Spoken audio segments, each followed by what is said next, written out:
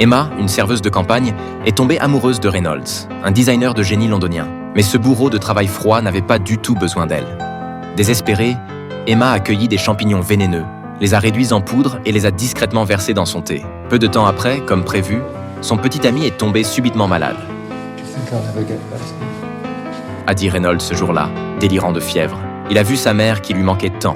Au fond de lui, il était toujours un petit garçon qui avait besoin de la protection de sa mère. Mais ensuite, Emma est entrée dans la pièce et Reynolds s'est finalement rendu compte qu'au plus profond de lui, il ne pouvait plus se passer d'elle. Cette nuit-là, Emma et les couturières ont veillé toute la nuit pour finir la robe de mariée que Reynolds avait laissée.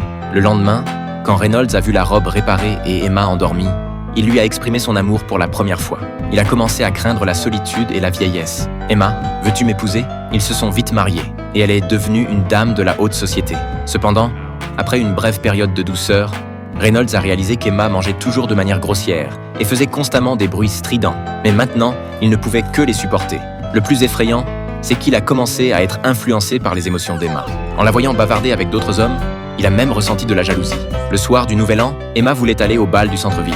Malgré l'opposition de Reynolds, elle s'est habillée avec élégance et est sortie seule.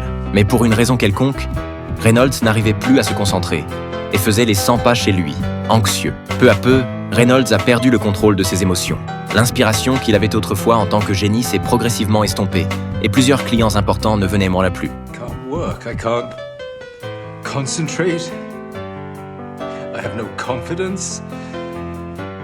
She does not fit in this house. Elle met tout sens dessus-dessous. Elle me met sens dessus-dessous et nous dresse l'un contre l'autre. Il détestait celui qu'il était devenu à cause de l'amour et détestait encore plus cette femme qui avait envahi son monde. Emma n'était pas en colère.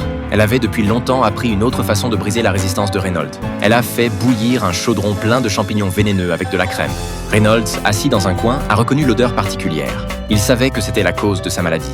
Mais Emma était parfaitement calme, comme si elle lui apportait juste un plat délicieux.